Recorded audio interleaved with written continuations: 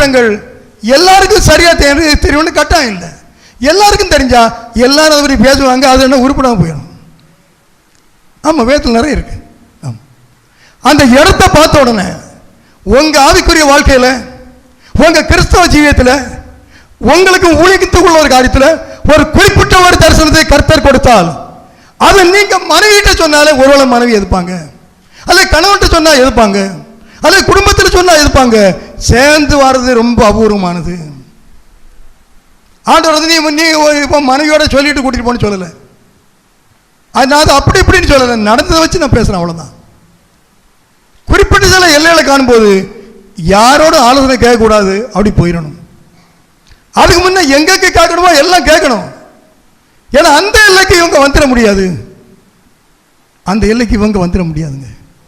ஆமா, அதே போல குறிப்பிட்ட ஆண்டு சொல்ற தூர எல்லை அதை காணும் போதும் நாம் எப்படி போக வேண்டுமோ அப்படித்தான் போனோம். சில வேளையில் நம்மை தூரத்திலே அவர் போட சொல்லுவார், நம்முடைய ஒரு காரியத்தை தூரத்தில் போடுன்னு சொல்லுவார். உடைய ஒரு தொடர்பு, உறவு, காரியம், நோக்கம், தரிசனம் எதுவாக இருந்தா அதை தூரத்தில் போடு. ஏன்னா இவங்க யாரும் ஒத்துக்க மாட்டாங்க, தூரத்தில் போடு. மோசேட்ட சொன்னார், தூரத்தில் போடு. இங்க இருந்தா எல்லா ஆட்களும் தான் ஒன்ன கூடி ஒன்ன குழப்பிடுவாங்க. தூரத்தில் போட்டீங்கன்னா நீ வரும் முன்ன நான் உன்னை கூப்பிடுவேன், உன்னை கூப்பிட்டு உன்னோட பேசுவேன், முகமுகமாக பேசுவேன். அதான் உபவாகம் கடைசியில் எழுதியிருக்கு. இப்படி தேவனோடு முகமுகமாய் பேசின ஒருவனும் அதுக்கு முன்னும் இல்லை, அதுக்கு பின்னும் இல்லை. அல்லேலூயா, அல்லேலூயா. இதெல்லாம் கேட்கும்போது அப்படி பேசணும்னு ஆசை தம்பிகளுக்கெல்லாம் வருமா? வராதில்லை, வரணுங்க. தம்பிமார்கள் பெரியவங்களுக்கு வரல. மோசே அப்போ 80 வயசுக்கு மேலே, 80s மேலே, அவங்களுக்கே அந்த ஆசை வருது. பார்த்தீங்களா, சாதிச்சுட்டாங்கல்ல அவங்கெல்லாம். நமக்கு ஆண்டவர் இல்லைன்னு சொல்ல போறாரா? ஏன் ஒரு வைராக்கியம் வரக்கூடாது? ஏதோ சில ட்ரெஸ்ஸை மாற்றணும், முடிய வெட்டணும், அதை போடணும், இதை போடணும், சிலதை கிழிச்சு விடணும், இப்படியெல்லாம் வருது ஐயா ஆசை. ஏன் இப்படிப்பட்ட ஆசைகள் வரக்கூடாது? மோசையோடு தேவனோடு முகமுகமாய் பேசின மோசே. அல்லேலூயா, அல்லேலூயா. ஆமா, முகமுகமா. அதற்கு என்ன செய்தார் தெரியுமா? தூரத்தில் போயிட்டாருங்க. தூரத்தில் போனா மனை விட மாட்டார். சில வேலை தூரத்தில் போனா சில பிள்ளைகள் விட மாட்டாங்க. தூரத்தில் போனா சில சொந்த பந்தம் விடாது. என்ன உண்மையை சொல்றேன், தூரத்தில் போனா சில ஊர் விடாதுங்க, ஊர் விடாது. நான் சொல்லி சரியா புரியுதா உங்களுக்கு? புரியுதா புரியலையா? ஆமா, விட மாட்டாங்க. தூரத்தில் அந்த இடத்தை கண்டான், அந்த கட்டைகளை அவன் மீது வைத்தான். இருவரும் சென்றார்கள். வெட்டினான் ஆபிரகாம், தடுத்தார் ஆண்டவர், ஆசீர்வதித்தார். அங்கே வாக்குத்தத்தத்தை உறுதிப்படுத்தி திரும்பி வந்தான். ஒன்று கவனிச்சுங்க, நீங்கள் வாக்குத்தத்தங்களை பெற்றுக்கொண்டது உண்மை, நல்ல கவனிங்க. ஆனால் அந்த வாக்குத்தத்தங்கள் உங்கள் வாழ்க்கையிலே உறுதிப்பட வேண்டும் என்று ஒரு இடம் இருக்கிறது. நம்ம என்ன செய்யறோம்? வாக்குத்தத்தங்களை பெற்ற உடனே எனக்கு ஆண்டவர் சொல்லியாச்சுன்னு ஊரையே கூட்டி கழிச்சு என்னெல்லாம பண்ணிடுறோம். இல்ல, ஆண்டவர் சொன்னார், ஆனால் அதை அவர் உறுதிப்படுத்தவில்லை. அப்ப பாஸ் நீங்க என்ன வித்தியாசமா பேசுறீங்க? ஆண்டவர் சொன்னா அது என்ன சரி இல்லையா? சொன்னா பத்தாதா? ஆண்டுக்கு வார்த்தை கேட்கலாம் இல்லை? கேள்வி நீங்க கேட்குறவங்க கேட்பாங்க, என்ன பிரச்சனை இல்லை. அப்படி எடுத்துருவாங்க. அல்லேலூயா. கேள்வி எதுலையும் கேட்கலாங்க, எதுலையும் கேள்வி கேட்கலாம். ஆமா, ஆனா கீழ்ப்படுகிறவர்களுக்கு ஒரு ஆசீர்வாதம் தனிதான், ஏற்றுள்ளவர்களுக்கு. அதனால கேள்வி கேட்கக்கூடாதுன்னு இல்லை, தவறுகள் எல்லார்ட்டையும் இருக்கும். தவறுகளை கரெக்டாக சொல்லலாம், ஏற்றபடி சொல்லலாம், ஒன்றும் பிரச்சனை கிடையாது. தவறுகளை சொல்லணும், அதுதான் வேதம் சொல்லுதுங்க. ஆனால் கேள்வி கேட்கிறவர்களாக இருக்கக்கூடாது. கேள்வி கேட்கலாம், ஆனால் கேள்வி கேட்கிறோம் என்ற பெயர் நாம் எடுக்கக்கூடாது. அதுதான் ஜாக்கிரதை. சில காலேஜில் சில பையன்மார் இருப்பான், பள்ளிக்கூடத்தில் இப்போ எல்லாம் பள்ளிக்கூடத்தில் இருக்காங்க. அதாவது சேட்டைக்காரன் அப்படின்னு சொல்லுவாங்க. சேட்டைக்காரன்னு பேரே இருக்கும், அப்படிதான் மக்களே. எப்பவும் சேட்டை பண்ணுவான், யார்கிட்டையும் சேட்டை பண்ணுவான். அப்படி இருக்கக்கூடாது. ஏதோ ஒரு நேரம் டைம் இருந்ததுன்னா கொஞ்சம் சேட்டை பண்ணிக்கலாம், பிரச்சனை இல்லை, பண்ணுங்க. வாத்தியார் அனுமதிச்சா பண்ணுங்க, இல்லைன்னா பண்ணாதுங்க. ஆமாம், அதை கேள்வி கேட்கலாம், ஏற்றபடி கேள்வி கேட்கும் முன்ன தேவன்கிட்ட கேட்கணும். ஆண்டவரே, இது சரியா? என்னுடைய நினைவு சரியா? என்னுடைய கொஸ்டின் சரியா? என்னுடைய அண்டர்ஸ்டாண்டிங் சரியா? என்ன? ஆவியானவர் ஆவியோடு ஆவிக்குரிய காரியங்களை நம்மோடு இணைக்கிறவர். அப்படி இணைக்க இடம் கொடுக்கணுங்க. நமக்கும் ஆண்டவர், எனக்கும் ஆண்டவருக்கும் உறவு சரியா இருந்தா எனக்கும் உங்களுக்கும் உறவு சரியா இருக்கும். எனக்கும் ஆண்டவருக்கும் உறவு சரியில்லாட்டி எனக்கும் விசுவாசிகளுக்கும் உறவு இருக்காது, உடைவு தான் வருங்க. நம்ம எல்லாரும் அதே போல உங்களுக்கு ஆண்டவருக்கும் உறவு சரியா இருந்தால் பிரச்சனை இல்லை, சமாதானமாக இருக்கும் பாருங்க. இது ஒரு பிரச்சனை வந்துன்னா, ஒரு காரியம் வந்துன்னா, ஒரு லாஸ் ஆச்சு, ஏதோ ஒன்று வந்துட்டு நம்ம என்ன is there anything on our part, அதுதான் ஃபர்ஸ்ட். அது வந்து ரொம்ப சுகமானதாக இருக்கும் பாருங்க, பிரயோஜனமானதாக இருக்கும், நன்மையானதாக இருக்கும். ரைட். அப்போ பாருங்க, அந்த கட்டையெல்லாம் சுமந்துட்டு போறாரு.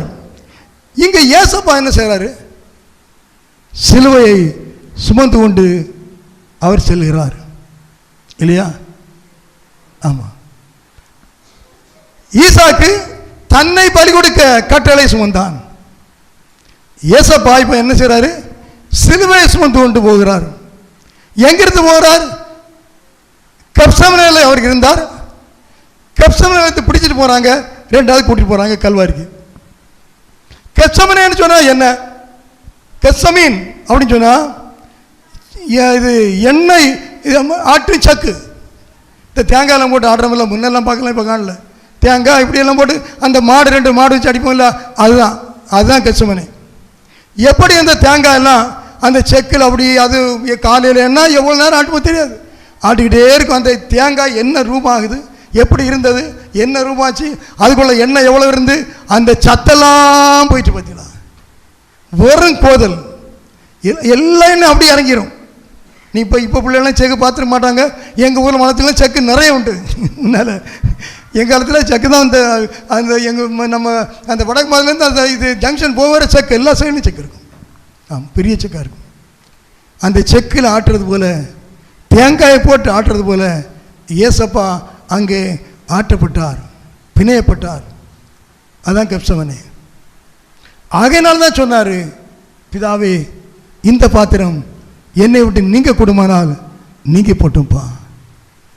ஏசப்பாடி சொல்லி இருப்பாரா? சொன்னாருங்க, எழுதியிருக்கல, சொன்னார். ஏன் எதை சொன்னாரு? எனக்கு அந்த வேதனையை தாங்க முடியல, தலையில முள்முடி அடிக்க போறான். இந்த ஆணியை பார்த்தோன்னே எப்படி இருக்கு நமக்கு? ஆப்ரேஷன்.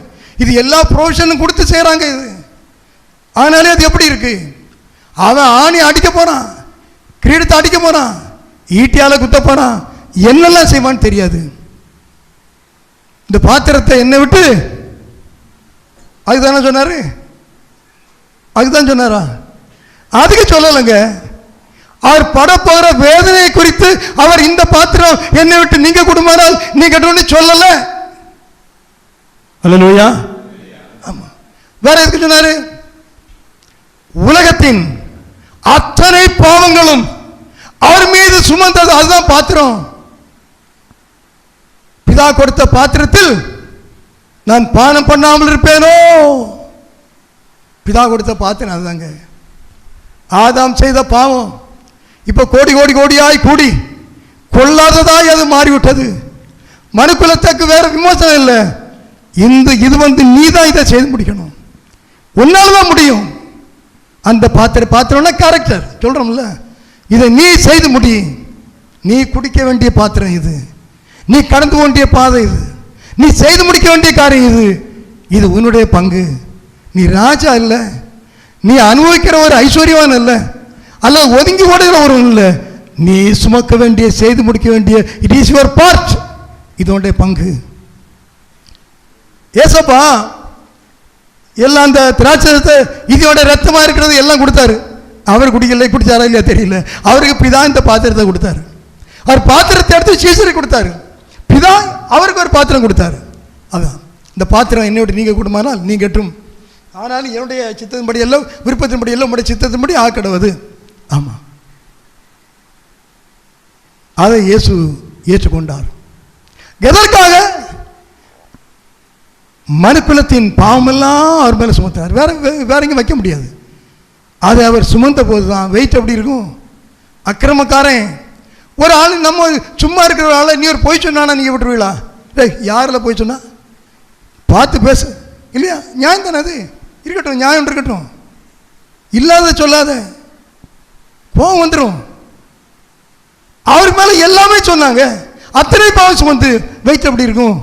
அதான் சொன்னார் ஆண்டவரே, எனக்கு சாவது எனக்கு கஷ்டம் இல்லை. இன்னைக்கு தான் எத்தனை பேர் சாகிறாங்க. ஆனால் இந்த பாத்திரம் எனக்கு வேண்டாம், இந்த பாத்திரம் எனக்கு வேண்டாம். ஆண்டவர் சம்மதிக்கலை. எகிப்தியர் இஸ்ரவேலை எழுத்துலேருந்து வரும்போது அவருக்கு எப்படி அவர்களுக்கு விடுதலை கொடுத்தது எது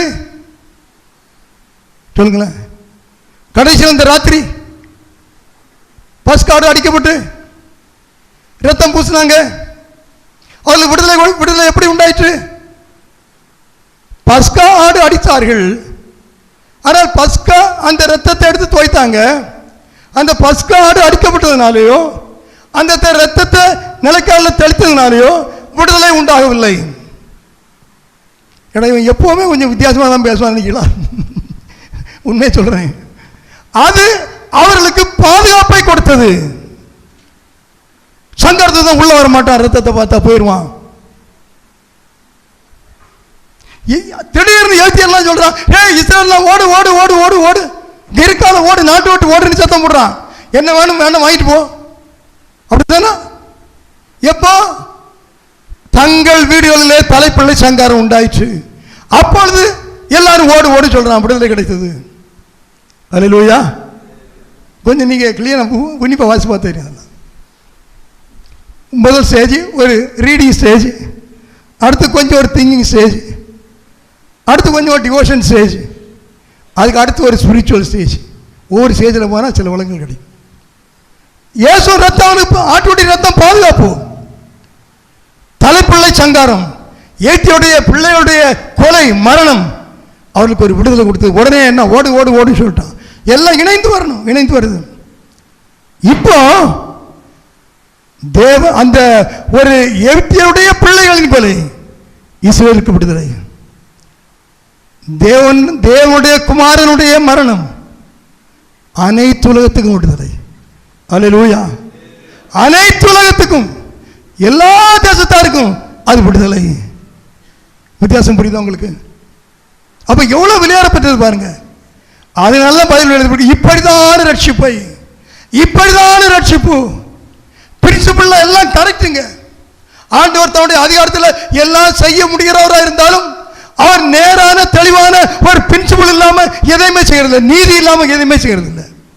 யாருமே அவருடைய கேள்வி கேட்க முடியாத சூழ்நிலை அவர் இருந்தாலும், யார் கேள்வி கேட்டாலும் பதில் சொல்லக்கூடிய நிலைமையில அவர் தன்னுடைய நீதியை அவர் ஸ்தாபித்திருந்தார். தன்னுடைய குமாரனை பலி செலுத்தி அகில உலகத்திற்கும் அவர் ஒரு விடுதலை கொடுத்தார். ஈசாக்கு, ஏவாள் அந்த மரத்தின் கனியை புசித்தாள். ஈசாக்கு மரத்தின் கட்டைகளை சுமந்து சென்றான். இயேசு கிறிஸ்து கல்வாரியிலே அந்த ஆதி சாபங்களை உடைத்தறியும்படி ஒரு மரத்தை சுமந்து கொண்டு போனார். இந்த மரம் அந்த நாட்களிலே ஒரு சாப சின்னமாக இருந்தது. ஆசீர்வாதமாக கொடுத்த தோட்டத்திலே அவள் ஒரு சாபத்துக்கான காரியத்தை செய்தாள். இவர் சாபமான சிலுவையை சுமந்து அனைத்து உலகத்திற்கும் மனுக்குலத்திற்கு ஆசீர்வாதத்தை கொடுத்தார். அல்லேலூயா. அதான் ஐயா அழகா பாடுவார்ல, சாபமான, அவன் ஒரு பாட்டு பாடுவார், எனக்கு நல்ல ஞாபகம் இல்லை. அந்த பாட்டு வீட்டில் இருக்கும்போதெல்லாம் சவரெல்லாம் பாட்டு பாடணும். முன்ன பாட்டு படிக்கிற ஒரு நேரம் உண்டு. அந்த நேரங்கள் எல்லாம் பாட்டு படிக்கணும் எல்லாரும். அப்போ தான் பிள்ளைகள் பாட்டு படிப்பாங்க, வீட்லேயும் பாட்டு தெரியும். இப்போ ஏன் பாட்டு ரொம்ப தெரியல. எங்கள் காலத்தில் எல்லாருமே எல்லா பாட்டையும் படிப்போம். ஒரு பாட்டு புது பாட்டு எங்கேயாவது கேட்டால் அதை படிச்சிடுவோம். இப்போ எனக்கு இப்போ பாருங்க, நம்ம போதல்கிட்ட கேட்டாலும் நிறைய பாட்டு இந்த பைபிளில் தெரியாது. அது தெரியல பாஷை சொல்லுவாங்க. வாங்கியா படிக்கணும், கேட்டு கேட்டு படிக்கணும், அவன் தான் படிக்க முடியும், இல்லைன்னா படிக்க முடியாது. ரைட், இருக்கட்டும். கல்வா இந்த சாபமாக்கிய சிலுவையில் அந்த மரத்தில் அவர் தொங்கி உலகத்தை ரட்சித்தார்.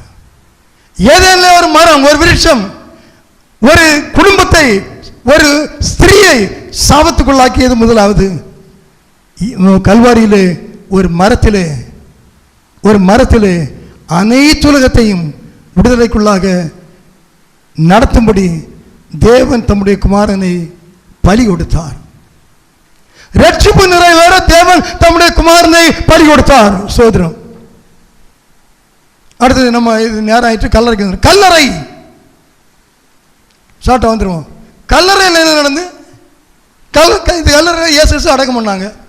கல்லறை முதல்ல இல்லை, பிறகு கல்லறை கொடுத்தாங்க, அடக்கம் பண்ணாங்க. என்ன நடந்து? அதுவரை கல்லறையில் வைக்கப்பட்டவங்க வெளியே வரல.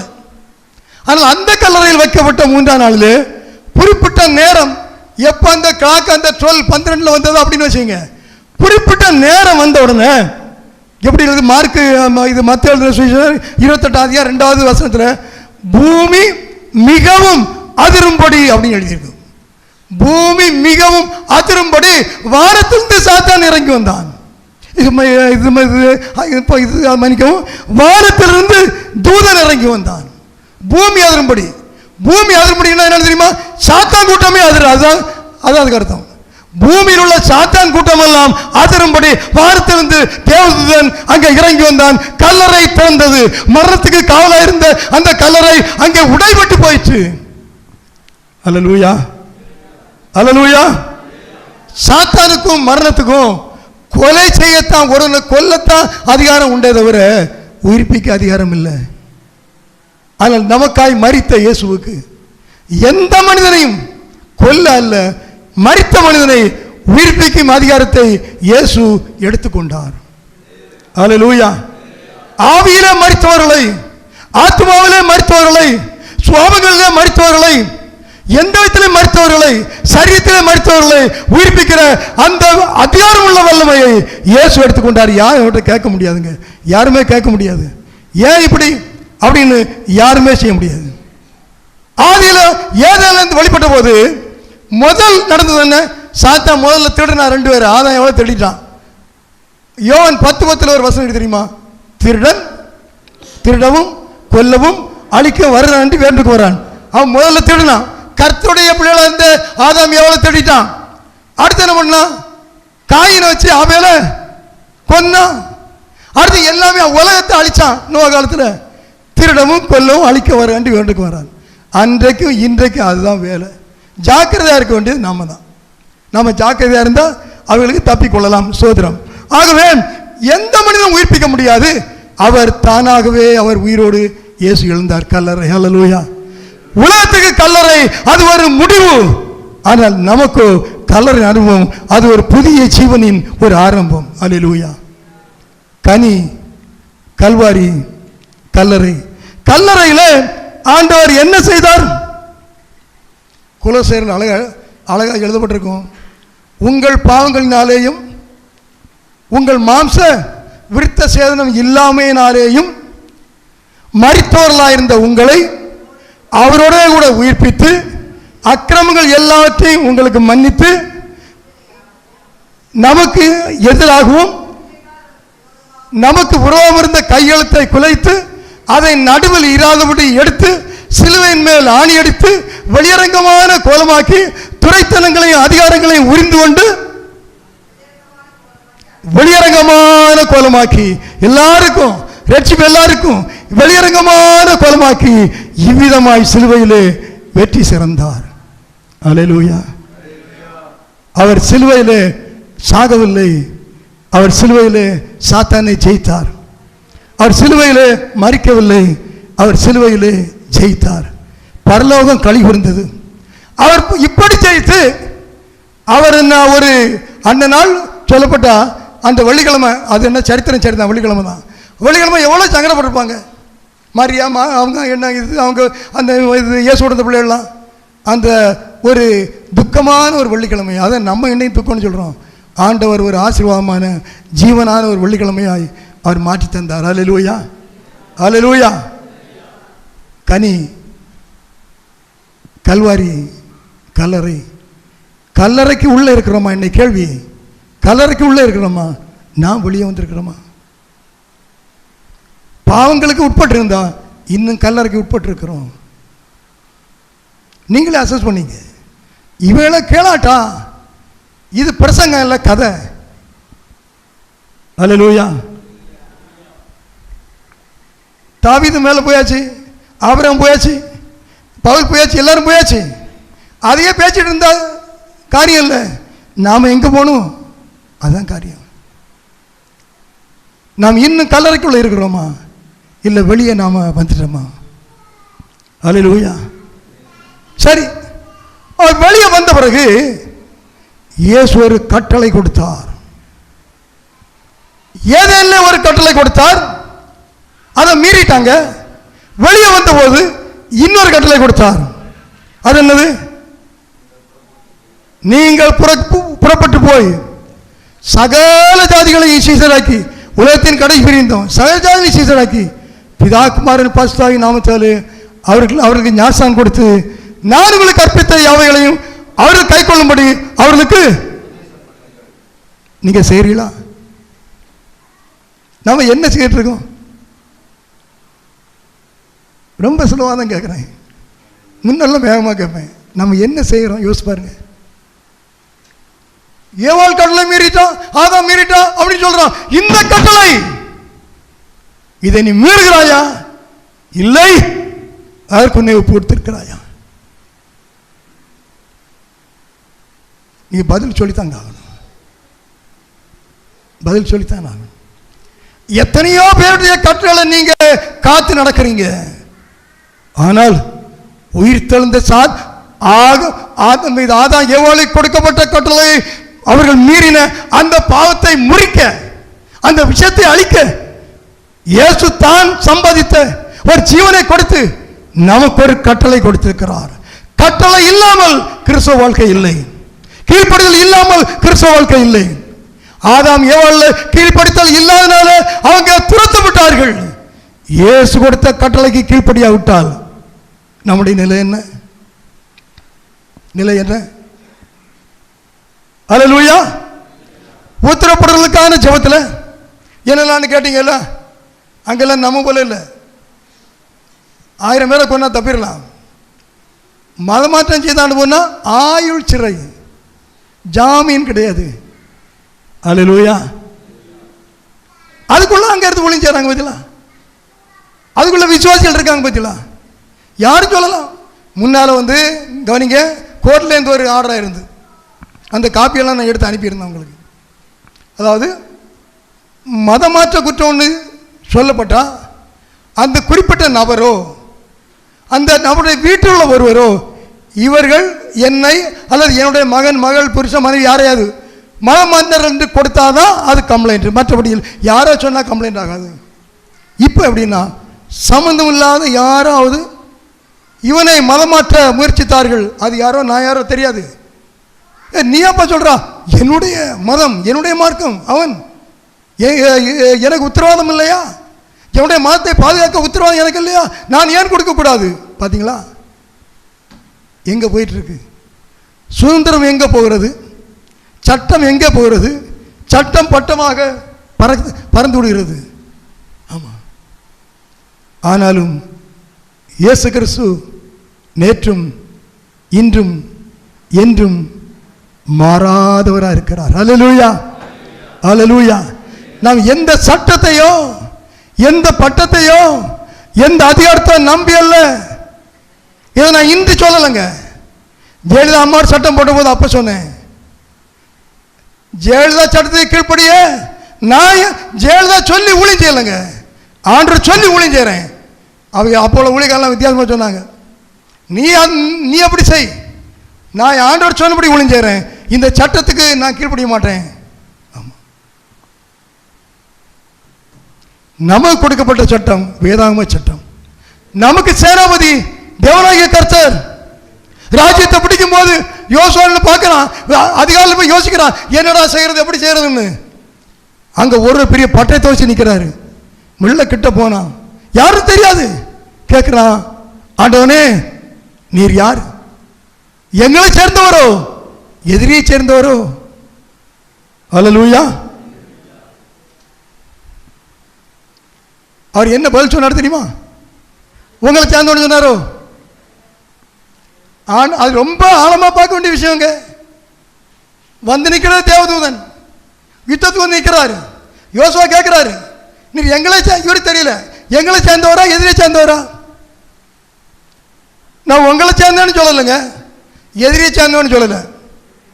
சேரில் கர்த்தருடைய ஊழியக்க சேனையின் அதிபதியாய் இப்பொழுது வந்தேன்.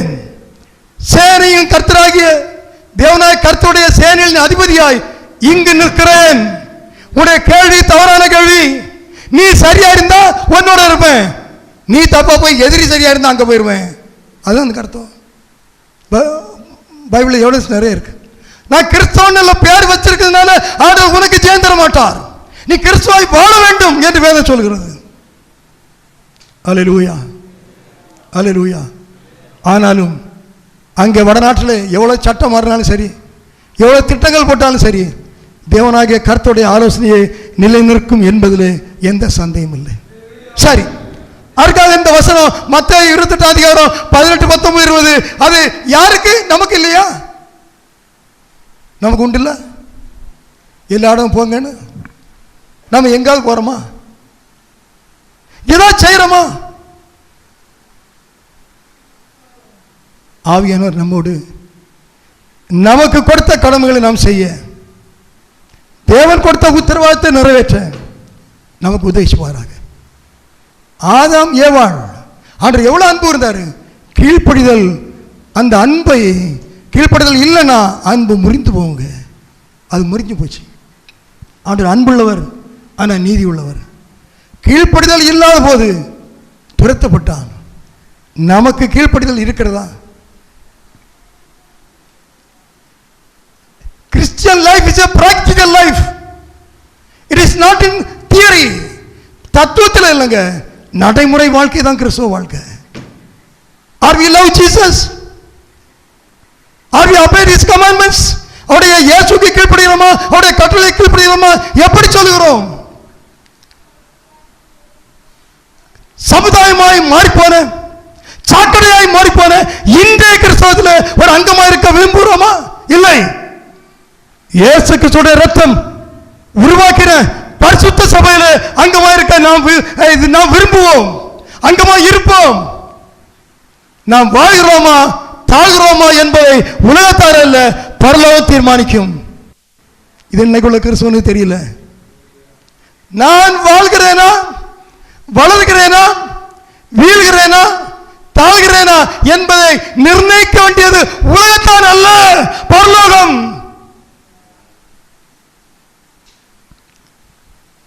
ஜெபம் பண்ணுவோமா? கர்த்தருடைய பந்திக்கு ஆயத்தமாவோம். அன்பின் தகப்பனே, உம்மை துதிக்கிறோம். உம்முடைய சித்தம் எங்களுடைய வாழ்க்கையில் நிறைவேற வேண்டும் என்று ஜெபிக்கிறோம். உம்முடைய ஆவிக்குரிய சமாதானம், ஆவிக்குரிய செயல்பாடுகளும் எங்களில் நிறைவேற்றும் என்று ஒப்புக் கொடுக்கிறோம். என்ன நோக்கத்தோடு இந்த வசங்களை தந்தீங்களோ, வார்த்தைகளை தந்தீங்களோ, அது எங்களில் செயல்படட்டும் என்று எங்களை ஒப்புக் கொடுக்கிறோம். சத்துடைய சேனை அழிக்கப்படட்டும், தேவனுடைய சேனை எழும்பட்டும், ஊழியங்கள் வளரட்டும், அறியாத தேசங்களுமே அறியட்டும். நீங்கள் செல்ல சொன்னீங்க, நாங்கள் சொல்லக்கூட மனம் இல்லாமல் இருக்கிறோமே. எல்லா இடங்களிலும் செல்ல சொன்னீங்க, சொல்ல சொன்னீங்க, நாங்கள் செல்லவும் இல்லை சொல்லவும் இல்லை. ஒன்றும் புரியல. உண்மையாடு துக்கப்படுத்தாதபடி நீர் விரும்புகிறதை நாங்கள் செய்கிறவர்களாய் நாங்கள் காணப்பட ஆவியானவர் எங்களை உதவிச்சியும் பிடிச்சி வைக்கிறேன். எங்களுக்கான சொந்த குடும்ப தேவைகளில் நாங்கள் எவ்வளவு வைராக்கியம் காட்டுகிறோம். உம்முடைய ராஜ்யத்தின் பணிகளிலே நாங்கள் வைராக்கியம் காட்ட எங்களை அர்ப்பணிக்கிறோம் ஆண்டவரே. நாங்கள் எவ்வளவு எங்களை பாதுகாத்தாலும் நீர் நிமித்த நாளுக்கு அந்த மணி நேரத்துக்கு ஒரு நிமிஷம் கூட நாங்கள் வாழ முடியாதுப்பா. we cannot retain anything. இந்த உலகத்தில் எதையுமே நாங்கள் பாதுகாத்து வைக்க முடியாது.